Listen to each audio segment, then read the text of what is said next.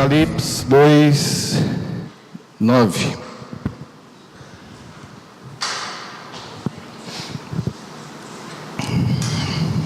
Desculpa, 2, 12.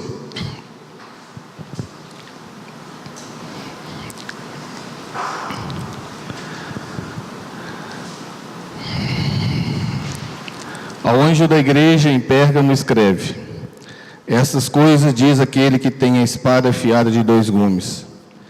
Conheço o lugar em que habitas, onde está o trono de Satanás, e que conservas o meu nome e não negaste a minha fé.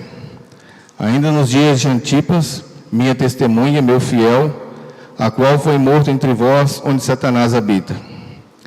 Tenho, todavia, contra ti algumas coisas, pois que tens aí os que sustentam a doutrina de Balaão, a qual ensinava Balaque a armar ciladas diante dos filhos de Israel, para comerem coisas sacrificadas aos ídolos e praticarem a prostituição. Outros sim também tu tens, o que da mesma forma sustentam a doutrina dos nicolaítas.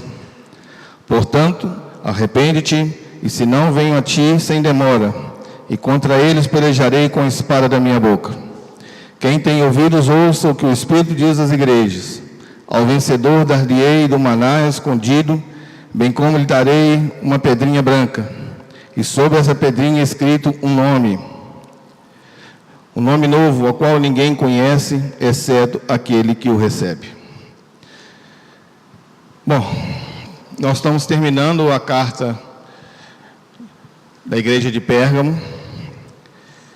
Eu gastei mais tempo com essa igreja devido à importância dela e todos os eventos que estão inseridos na igreja de Pérgamo. Nós vamos observar que os problemas que ocorrem nas outras igrejas estão todos relacionados a Pérgamo. Fiz uma volta no tempo, lá em Babel, com Nimrod, quando ele constrói a confusão de línguas, o casamento dele com Semíramis. Desse casamento gera um filho chamado Talmuz, e esses 3 personagens, eles se transformam em deuses, são adorados, e daí nasce todo tipo de prostituição, todo tipo de idolatria que nós conhecemos. Passamos pela questão da cruz e chegamos em Pérgamo, falando que quando os gregos invadiram a Babilônia,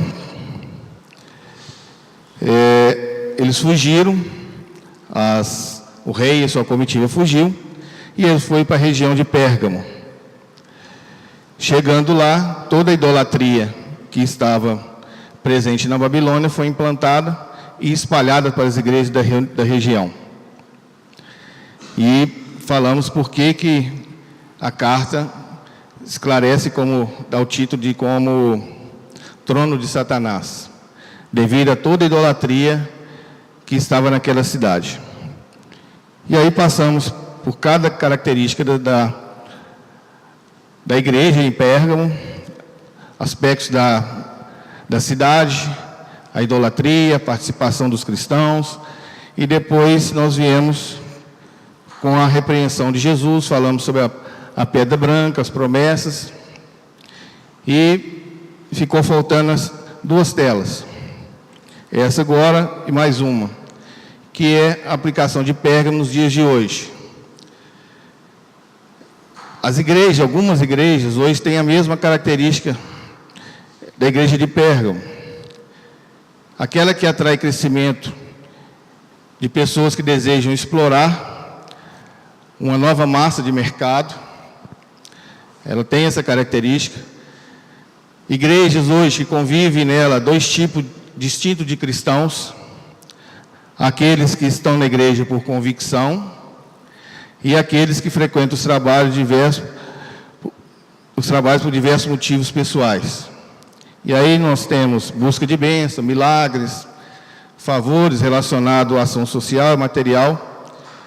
E o que a gente detecta nesse tipo de público é que não há uma conversão genuína.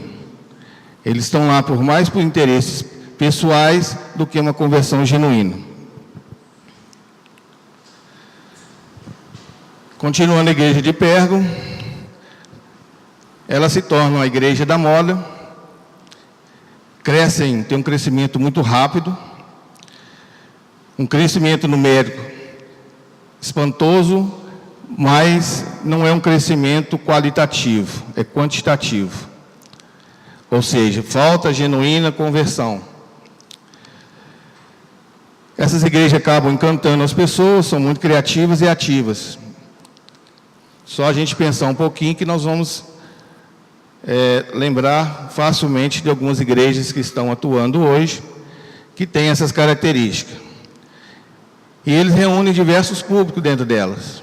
Jovens, profissionais liberais, gente simples, gente culta, empresários, políticos, todos estão dentro dessas igrejas.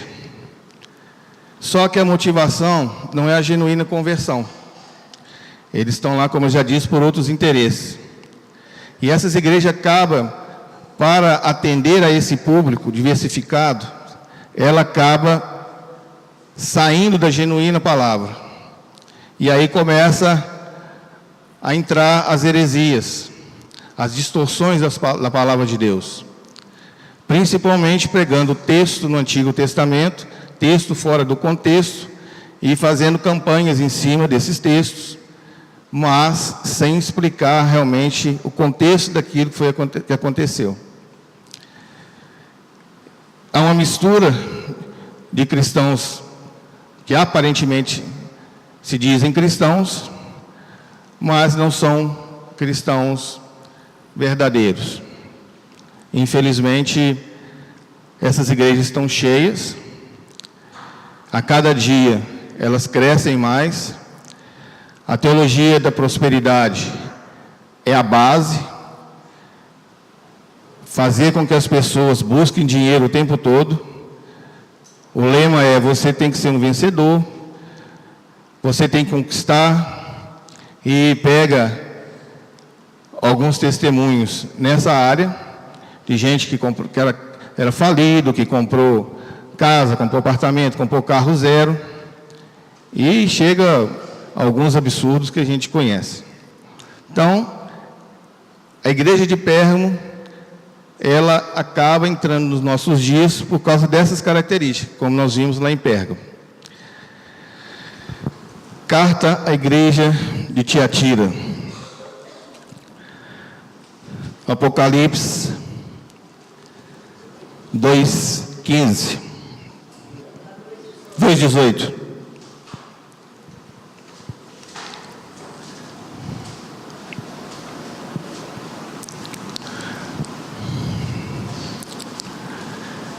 Diz assim: ao anjo da igreja em Tiatira escreve: essas coisas diz o Filho de Deus, que tem os olhos como chama de fogo e os pés semelhantes ao bronze polido.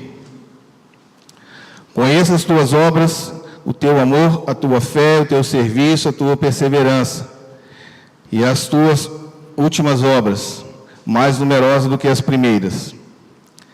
Tenho, porém, contra ti o tolerares que essa mulher Jezabel, que a si mesmo se declara profetiza, não somente ensine, mas ainda seduza os meus servos a praticarem a prostituição e a comer coisas sacrificadas aos ídolos.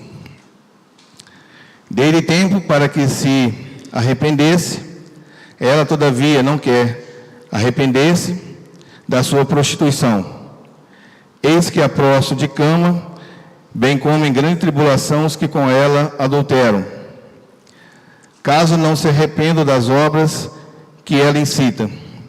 Matarei os seus filhos, e todas as igrejas conhecerão que eu sou aquele que sonda mentes e corações. E vos darei a cada um segundo as vossas obras. Quando a Bíblia fala de prostituição, ela tem duas conotações. A questão da prostituição, fato real, da prática, e tem a questão da idolatria. Digo, todavia, a vós outros, os demais de Tiatira, A tantos quantos não têm essa doutrina e que não a conheceram, como eles dizem as coisas profundas de Satanás, outra carga não jogarei sobre vós. Tão somente conservai o que tendes, até que eu venha. Ao vencedor, que guardar até o fim as minhas obras, eu lhe darei autoridade sobre as nações, governo, e com o cetro de ferro as regerás e as reduzirás a pedaços, como se fossem objetos de barro. Assim também, como também, eu recebi de meu Pai, dar-lhe-ei ainda a estrela da manhã. Quando fala estrela da manhã, está se referindo a Jesus. Quem tem ouvidos, ouça o que o Espírito diz às igrejas. Ele vai falar sobre a estrela da manhã, em 22:16.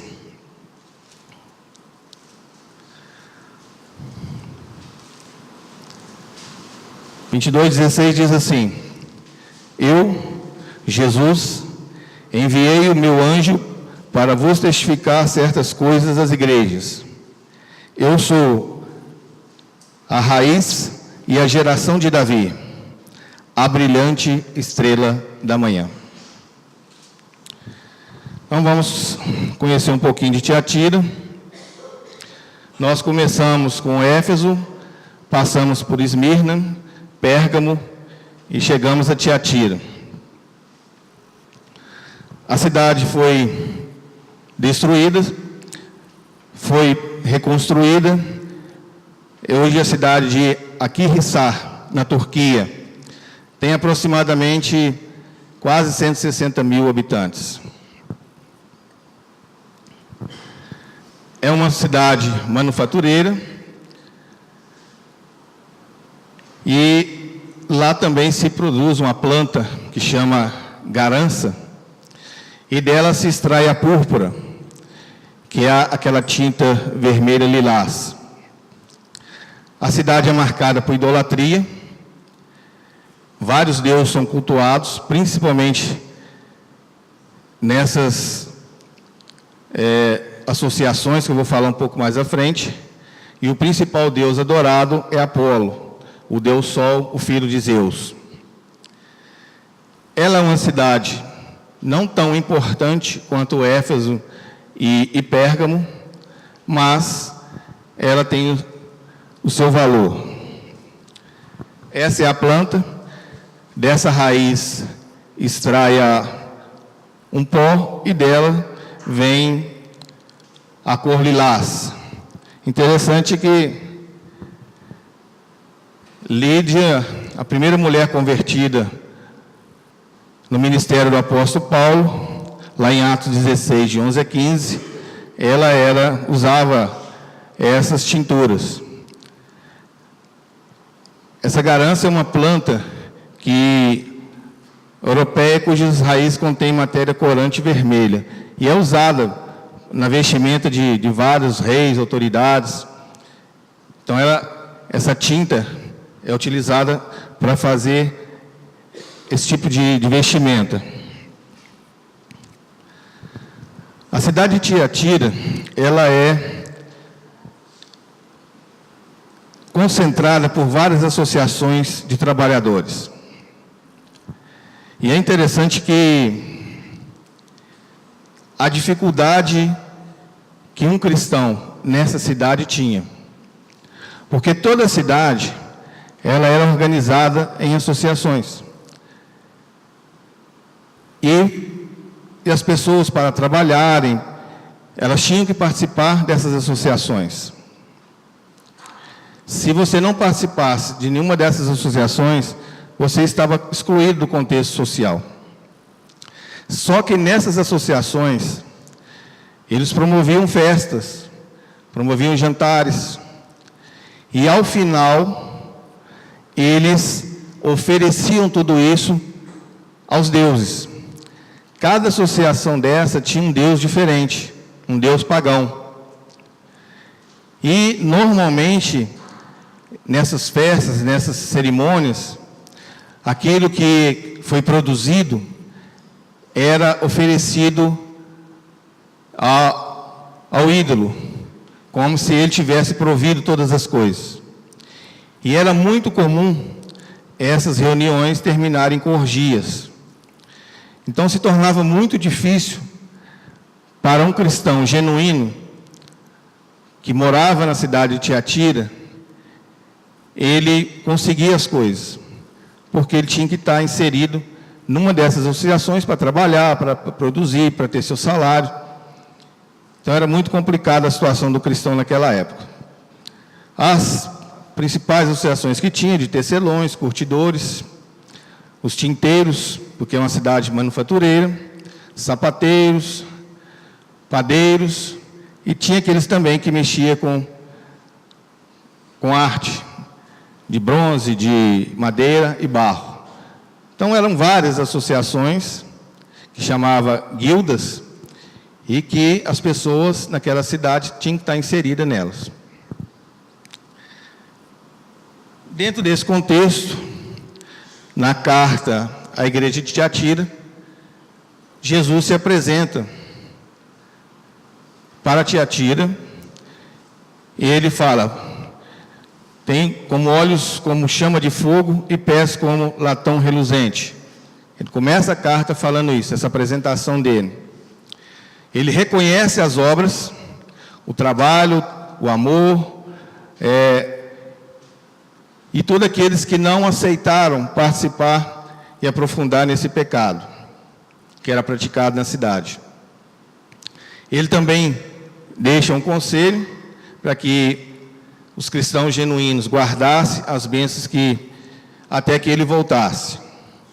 E, por final, ele oferece, àqueles que guardarem, ele oferece a recompensa, que seria o cetro, o governo sobre as nações, que as pessoas que vencerem todas essas dificuldades, elas reinariam com ele sobre as nações, e a brilhante estrela da manhã, que no caso está se referindo ao próprio Jesus, ou seja,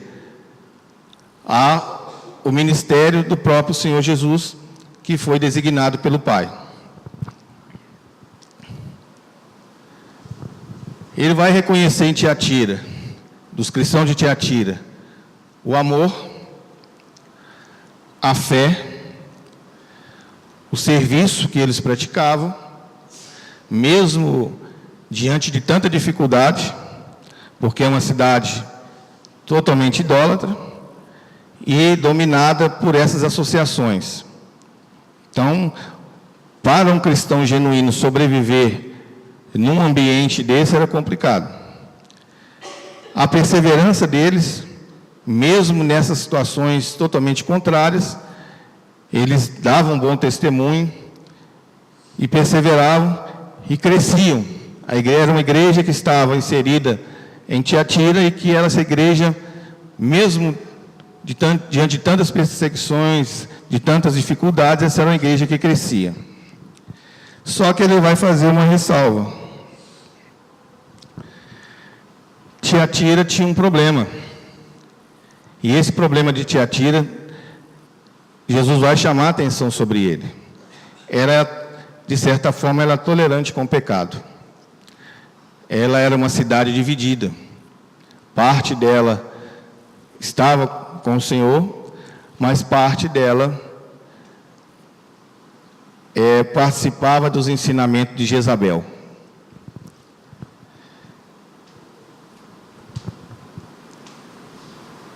Muitos moram na cidade, não têm conhecimento, mas todo mundo já ouviu falar sobre isso. Erva daninha, você não pode deixar ela crescer com aquela planta que você está cultivando. Porque vai chegar um tempo que ela vai sugar os nutrientes daquela planta, ela vai sobressair e ela vai sufocar aquela planta que você plantou.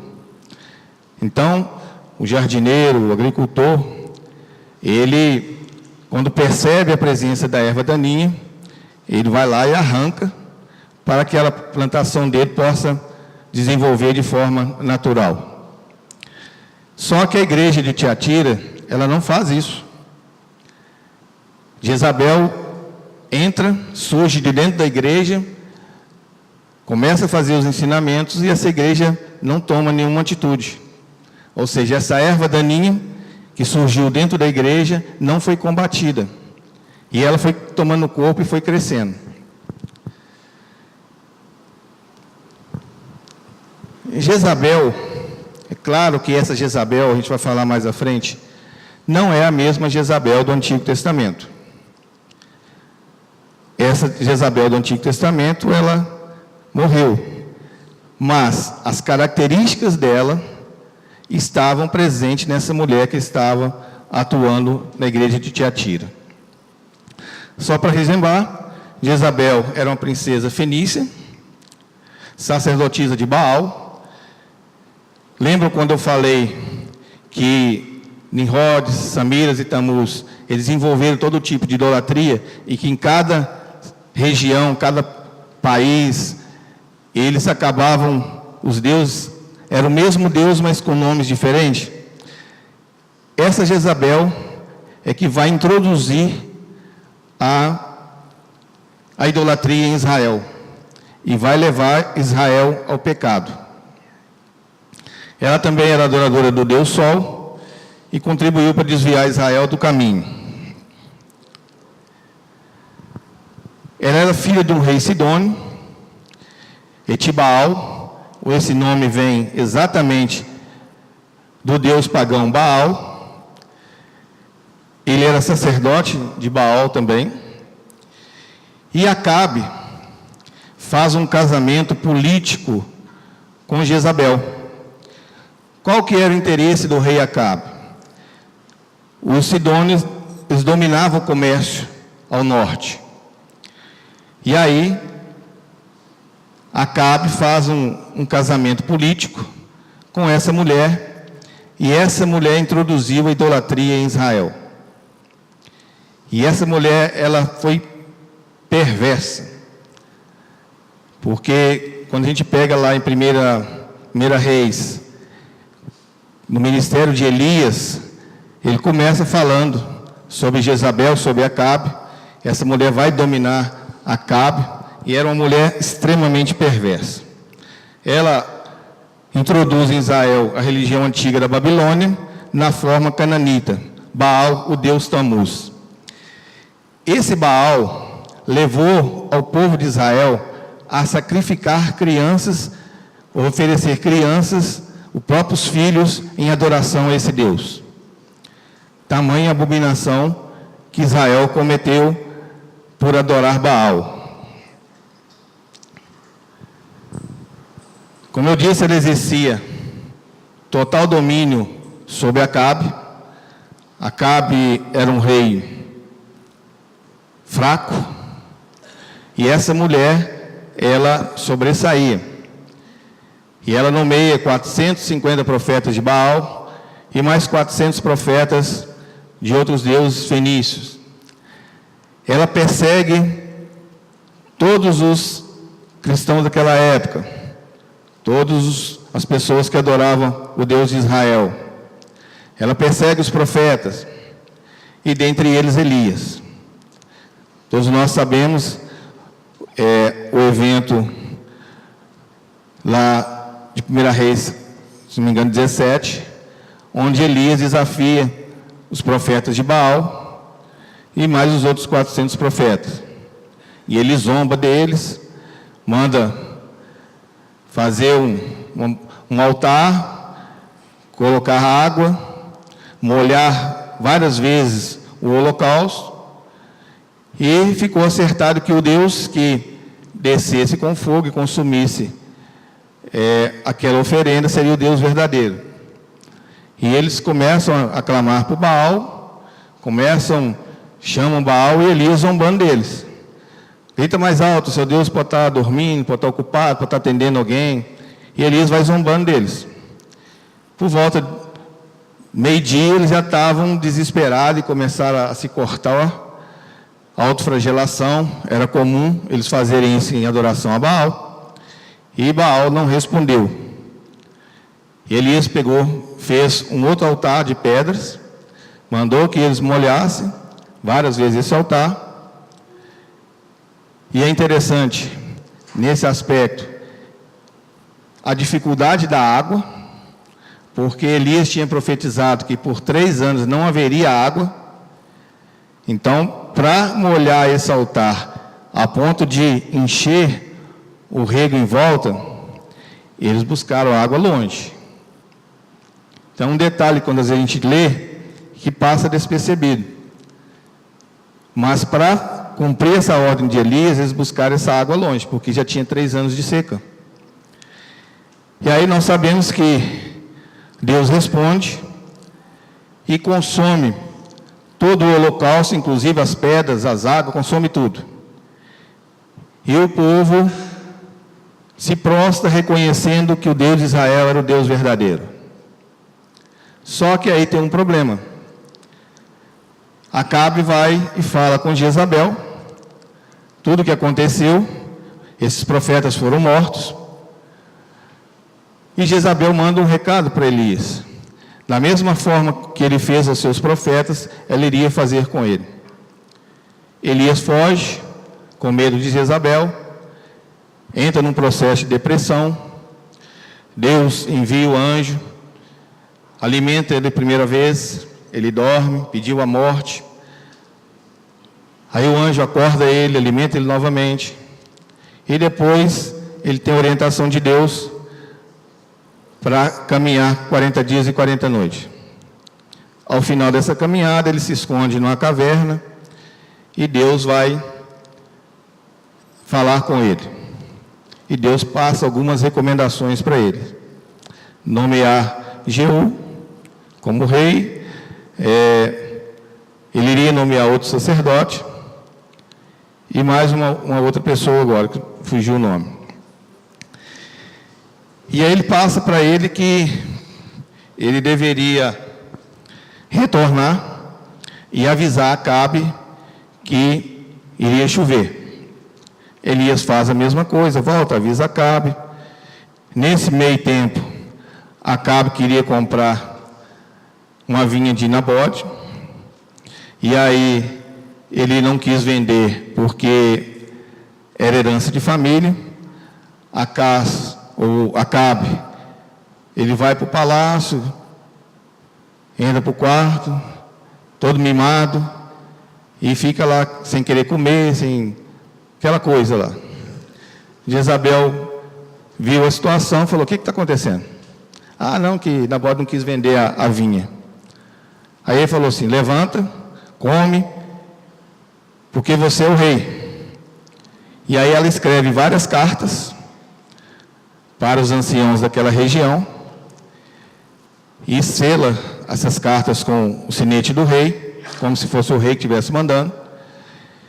E nessas cartas falavam que todos deveriam reunir para um jejum e que era para eles conseguirem 2 testemunhas falsas para acusar o Nabote, e nessa circunstância toda ele foi morto. Jezabel volta e fala com Acabe: tome a vinha de Nabote, porque ele já é morto, então eu estou te entregando a vinha dele. Só que Deus estava assistindo tudo isso, e Deus sentenciou tanto Acabe quanto Jezabel, por causa desse pecado grave que eles cometeram. Eles foram mortos. Acabe foi morto numa batalha. Ele se vestiu, era ele Josafá, ele se vestiu para ocultar a condição dele de rei. Só que um soldado lança uma flecha aleatória e a flecha vai justamente em Acabe. E ela perfura exatamente o local onde tinha uma abertura da armadura dele, e Acabe morre. Ele é levado num carro, e assim como a profecia se cumprindo, os animais, os cachorros, lamberam o sangue dele. Da mesma forma, Jezabel, Jeú entra na cidade e ela se enfeita todo e chega na sacada, numa janela. Aí Jeú, ela estava com mais 3 eunucos, e Jeú manda julgar ela lá de cima. Eles jogam ela lá de cima e ela espedaça toda e morre. Eles vão comer, depois ele manda recolher aquilo lá. Só que quando eles voltaram para recolher, só tinha, vamos dizer assim, a carcaça. Porque assim como a profecia foi proferida, os animais, os cachorros, comeram a carne de Jezabel. Então, essa foi a sentença, e também para a família de Acabe. Daí para frente, se você pegar a história, todos da família de Acabe foram mortos. Então, esse é o contexto dessa Jezabel, uma mulher terrível. E a Jezabel de Tiatira, é claro que ela não é a mesma pessoa, é uma metáfora que o autor está usando, mas pela maldade dela, ela é comparada com essa Jezabel do Antigo Testamento. Ela é como um fermento que levedou toda a massa. Todas as pessoas, se a gente observar dentro da igreja, que ao longo do tempo vai começar a corromper a igreja, é uma pessoa atraente, é uma pessoa inteligente, é uma pessoa carismática, e ele vai inserindo dentro do contexto da igreja, e com o tempo ele vai angariando pessoas, e ele vai contaminando a igreja com heresia. Exatamente isso o que aconteceu com a igreja de Tiatira. Essa mulher, ela sai de dentro da igreja, por ser uma pessoa atraente, influente, ela começa a pregar. Alguns historiadores falam que ela foi casada até com um líder da igreja. E o certo é que essa mulher começa a pregar e ela começa a ensinar heresias dentro da igreja. Ao adultério, à promiscuidade sexual, e vai disseminando isso dentro da igreja. E aí é onde Jesus repreende a igreja por causa que eles permitiram que isso acontecesse. Ela se autotitulava como profetisa, mas não era profetisa. Ela acabou dominando o povo. Ela seduzia e ensinava erroneamente, introduziu o adultério, a prostituição espiritual e também a prostituição física, prática de atos sexuais. Levou parte da igreja à idolatria, misturou doutrinas falsas com os ensinos que a igreja praticava. De uma certa forma, ela acaba usurpando, o lugar que era de Cristo, que era o líder da igreja. Ela passa a ser o líder da igreja, com a tolerância da igreja de Tiatira. E ela mistura o poder político e religioso dentro da igreja. É esse cenário que Jesus vem, essa carta enviada para Tiatira, para o anjo da igreja em Tiatira. Jesus começa elogiando a igreja, que perseverava, tinha obras, tinha fé, tinha amor, mas eles permitiram que essa doutrina fosse praticada dentro da igreja. Comparando a postura das outras igrejas que nós já estudamos, em Éfeso era uma igreja que se apresenta zelosa. Todo o ensino falso que chegava até a igreja, eles provavam os profetas, e quando eles detectavam que esses profetas iam ensinar coisas contrárias à palavra de Deus, eles eram expulsos. Principalmente os nicolaítas, nós falamos sobre isso. Em Éfeso, quando eles começaram a querer ensinar a doutrina nicolaíta, eles foram expulsos da igreja. Diferente de Pérgamo. Nós vimos também, quando eles chegam em Pérgamo, devido a toda a idolatria que estava instalada, eles conseguem penetrar dentro da igreja de Pérgamo, e aí eles já introduziram a doutrina nicolaíta. Em Éfeso, eles estão apenas tentando adentrar com ensinamentos. Quando eles chegam na igreja de Pérgamo, que todo o contexto que nós vimos da idolatria, eles conseguem inserir e já era uma doutrina estabelecida dentro da igreja. Nós vimos sobre isso. A igreja de Tiatira estava procedendo da mesma forma. Ela estava sendo influenciada por Jezabel, que era uma doutrina gnóstica. Nós vimos o gnosticismo. E a igreja aceitou essa influência. Pérgamo agiu com indiferença e a doutrina foi estabelecida. Na igreja de Tiatira, por isso que Jesus elogia a igreja, ela tinha 3 categorias de cristãos na igreja. Tinha aqueles que eram cristãos fiéis, que não contaminaram com a doutrina de Jezabel. Tinha aqueles que também, de certa forma, eram fiéis, mas eles toleravam essa doutrina de Jezabel, ou seja, a doutrina entrou dentro da igreja e eles não fizeram nada. Eles foram tolerantes, para eles foram indiferentes. E permitiram que essa mulher chegasse aonde ela chegou. Assumisse o púlpito, corrompesse o povo e começasse a ensinar doutrinas falsas. E tinha aqueles cristãos, uma terceira categoria, que se diziam fiéis, mas não eram. Estavam dentro da igreja, mas eles praticavam os ensinos de Jezabel. Então Jesus vai, nessa carta que João envia a Tiatira, ele vai mostrar exatamente esse. E quando ele fala que ia colocar Jezabel prostrada, doente, se ela não se arrependesse, e que mataria os seus filhos. Quando ele fala matar os seus filhos, era toda essa geração de cristãos que se corromperam com os ensinamentos de Jezabel. Então a sentença era muito dura para a igreja em Tiatira.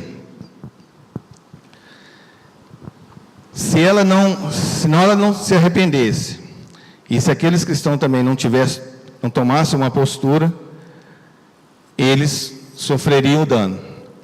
Aqueles que resistissem mesmo a todo esse contexto, toda essa dificuldade, como eu disse, a dificuldade não era só externa, pela questão da estrutura da cidade, ser organizada em associações, em sindicatos, e as pessoas tinham que participar para sobreviver.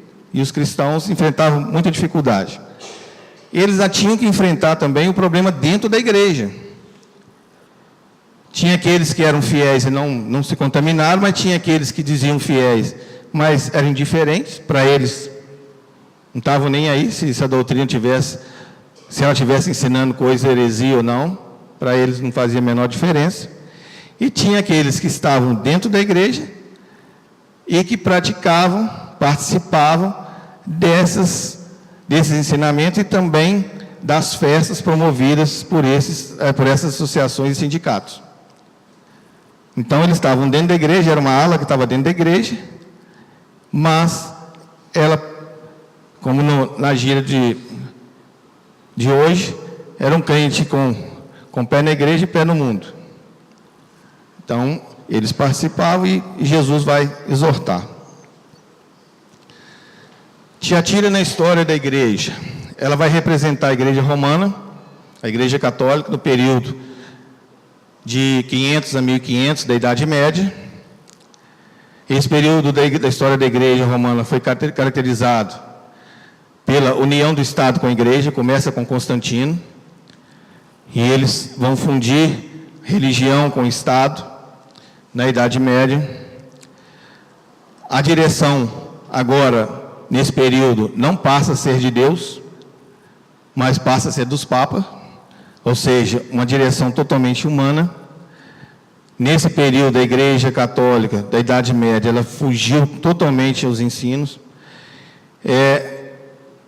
Foi um momento que entrou a idolatria. Na história, quando a gente estuda a história, eles falam que foi o período negro da história humana, devido a tudo aquilo que os papas fizeram na Idade Média, a forma como eles se comportaram, não deixavam as pessoas estudarem, lerem, e eles dominavam tudo. Promoveram uma perseguição implacável a todos os cristãos, os profetas. Domínio do povo através do clericalismo, que, ou seja, essas autoridades instituídas na igreja romana. Quando nós estudamos uma igreja, foi Esmirna que nós falamos sobre isso, essa doutrina dos nicolaítas, ela vai entrar na igreja romana, porque os nicolaítas, eles gostavam de mandar, eles dominavam o povo e gostavam de conduzir a igreja. Então, como em Pérgamo ela não foi combatida, ela passou a fazer parte da igreja, facilmente ela chegou na igreja romana. E quando Constantino, ele põe fim à perseguição aos cristãos, e ele acaba, um tempo depois, fundindo a igreja com o Estado, essa doutrina vai entrar. E a igreja católica, que está surgindo nesse momento, ela olha para o império e vê que o imperador tinha uma estrutura hierárquica no império. O imperador comandava e tinha os seus comandados que tomavam conta das províncias. A igreja olha para dentro dela, e existiam 5 congregações, chamavam metropolitanas, que eram bispos que comandavam, e eles começam a cogitar. Se no império tem um imperador que domina sobre todos, a igreja também tem que ter alguém que domine sobre todas as igrejas. E essas 5 igrejas metropolitanas, elas começam uma disputa entre si, e Roma acaba ganhando porque era a mais rica e a mais influente. E aí surge o primeiro Papa. E aí, na Idade Média, eles perpetuaram no poder, ensinaram doutrinas falsas e tudo mais aquilo que a gente conhece. Dentre as doutrinas que foram ensinadas, que entraram na Idade Média, numa aula anterior, eu coloquei uma relação de todos aqueles ensinamentos católicos, que são considerados heresias, e que entraram a partir de 313, quando Constantino funde a Igreja e Estado. Nós temos a doutrina do purgatório, que é aquela doutrina que a pessoa morre, ela vai para um lugar, e ela fica ali para ser purificada, e depois a alma dela sobe. E aí nós vemos, quando estava construindo a Basílica de São Pedro, a venda tinha um lema que falava assim: quando a moeda cair no gasofilácio, a alma do seu parente sai do purgatório e vai para o céu. Então eles usaram tudo isso. O culto a Maria também começa logo depois de 313. A intercessão pelos santos, aí já cria um mediador entre Deus e o homem. A doutrina do poder temporal da igreja. A igreja, no período da Idade Média, ela escreveu vários documentos, várias encíclicas, que eram falsas, que davam total autoridade ao Papa de Roma.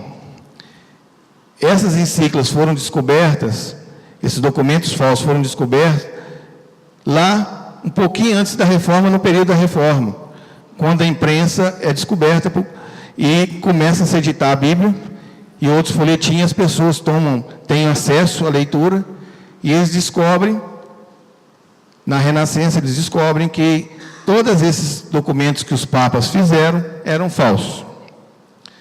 A transubstanciação, que é uma forma da celebração da ceia, só que para nós a ceia é apenas um memorial, para eles aquela hóstia você está comendo o sangue de Cristo, literalmente.